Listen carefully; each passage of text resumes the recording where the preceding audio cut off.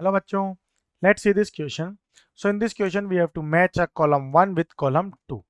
So column 1A part, 4 different movies are running in a town.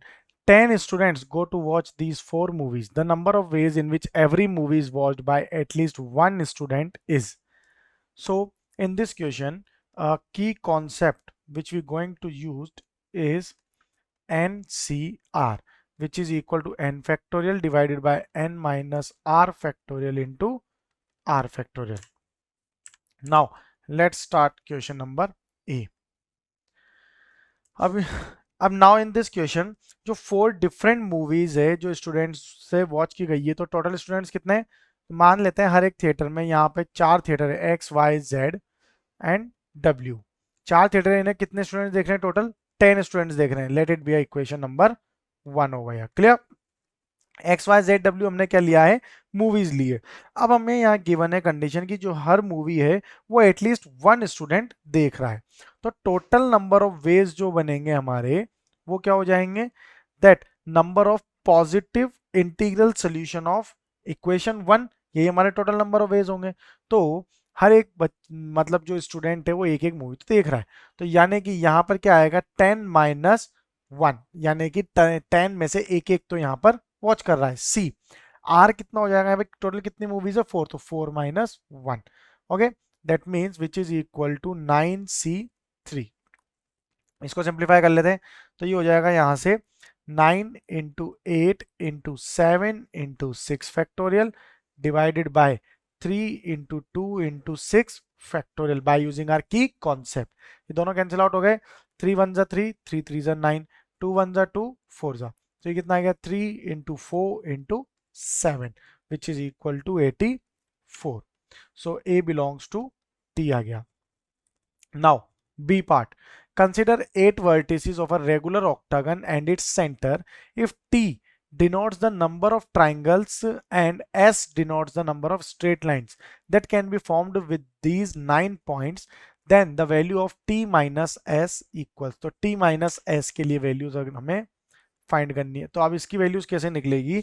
यहाँ पर T क्या है? Number of triangles. पॉइंट्स कितने? 9। Triangle बनाने के लिए कितने पॉइंट्स की रिक्वायरमेंट होती है? 3, तो ये आ जाएगा 9C3। अब इसमें से ऐसे कितने ट्राइंगल होंगे जो डी जनरेट होंगे? वो कितने होंगे? 4 ट्राइंगल्स। तो ये हमारे टी के लिए यानी कि ट्राइंगल्स के लिए ये कंडीशन आएगी। अब इसको सॉल्व कर लेते हैं बाय यूजिंग आवर की concept, that is 9 factorial divided bye 9 minus 3 factorial into 3 factorial minus 4। Simplify करते हैं। 9 into 8 into 7 into 6 factorial divided bye 6 factorial into 3 factorial minus 4। तो क्या हो जाएगा? ये 6 फैक्टोरियल से 6 फैक्टोरियल कैंसिल आउट हो गया, क्या बचा?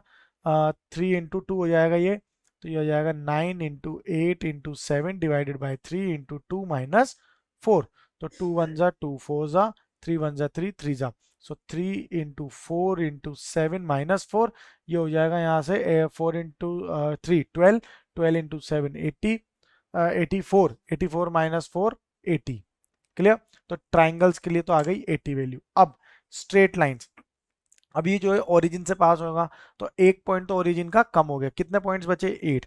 अब स्ट्रेट लाइन बनाने के लिए कितने पॉइंट्स रिक्वायर्ड होते हैं? 2 पॉइंट्स। क्लियर? तो इसको सिंप्लीफाई कर लेते हैं बाय यूजिंग आर की concept, that is 8 factorial divided bye 8 minus 2 factorial and multiplied by 2 factorial which is equal to 8 into 7 into 6 factorial divided by 8 minus 2 6 factorial into 2 factorial। ये दोनों cancel out हुए।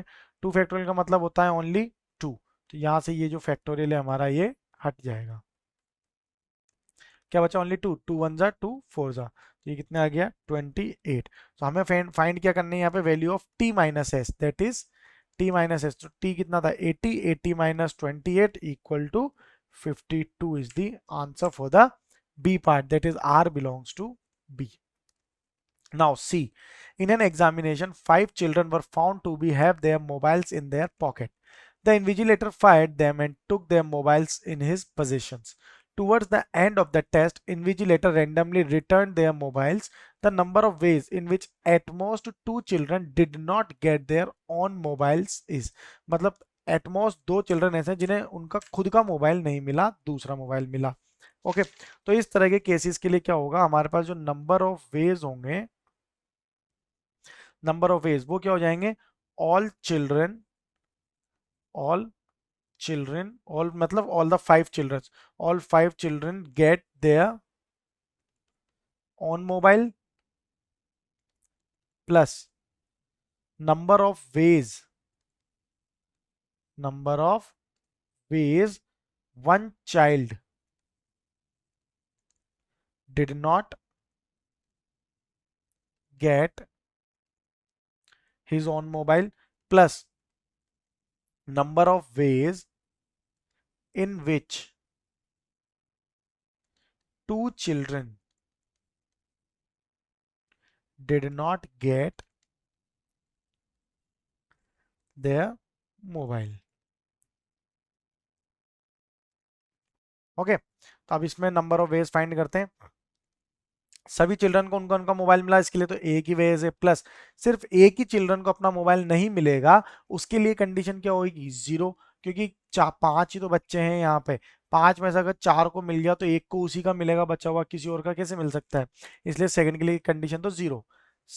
Last one, 2 children did not get there on mobile, तो इसके लिए अगर हम cases देखते हैं 5 है, ठीक है, इन तीनों को तो अपना अपना मिल गया, इन दोनों में ये सपोज ए है ये बी है, तो ए को बी का मिलेगा और बी को ए का, तो यहाँ पर ओनली वन केस आएगा, तो ये कितना हो जाएगा, यहाँ पे 5 बच्चे हैं जिनमें से 2 को अपना अपना मोबाइल नहीं मिला, तो 5C2 इसके वेज हो जाएंगे। कैलकुलेट कर लेते हैं, 1 + 5C2 यानी कि अब की कॉन्सेप्ट यूज करेंगे यहाँ पे, that is 5 factorial divide by 5 - 2 3 factorial into 2 factorial, क्या वैल्यू हो जाएगी, 1 + 5 × 4 × 3 factorial divided by 3 factorial into 2, ये दोनों कैंसिल आउट हुए, 2 × 1 = 2, 2 × तो कितना हो गया, 5 × 2 10, सो 1 + 10 = 11 इसकी वैल्यू आ गई। क्लियर।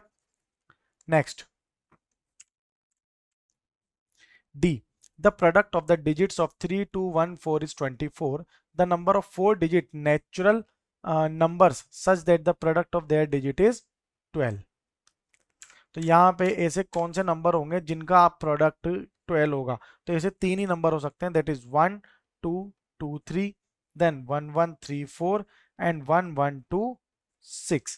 क्लियर है, यही 3 ऐसे नंबर है जिनका प्रोडक्ट आपस में 12 आता है। तो यहाँ पे जो रिक्वायर्ड नंबर ऑफ वेज होंगे हमारे, so the required ways are 4 factorial divided by 2 factorial because 2 repeat हो रहा है, then plus 4 factorial divided by 2 factorial because 1 2 time है, plus 4 factorial divided by 2 factorial. Simplify कर लेते हैं, 4 × 3 × 2 factorial divided by 2 factorial plus 4 × 3 × 2 factorial divided by 2 factorial plus 4 × 3 × 2 factorial divided by 2 factorial. सब आपस में कैंसिल आउट हो गए, क्या बचा, यहाँ पर आएगा 4 × 3 12 plus 12 plus 12 which is equal to 36।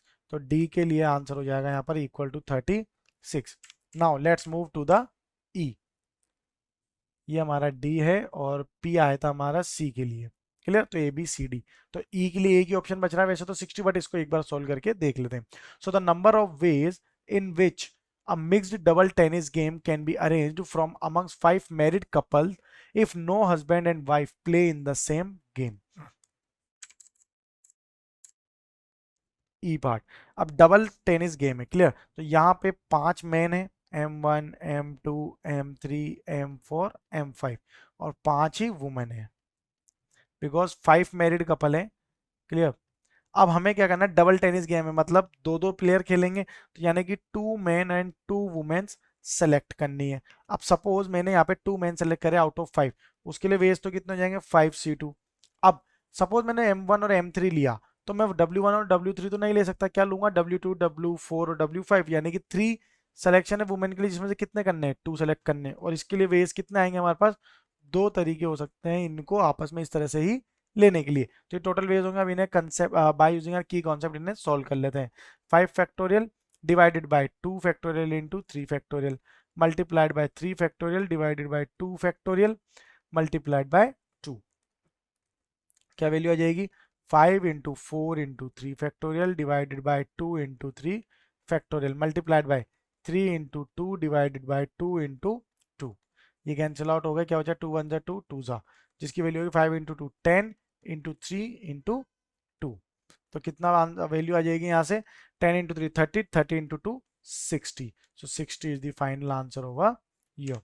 So let's see column 2 again. So column 2 के according यहाँ पर जो E है वो belongs to S है. Clear? So this was the correct match for column 1 with column 2. So I hope you understand it well. Best of luck. Thank you.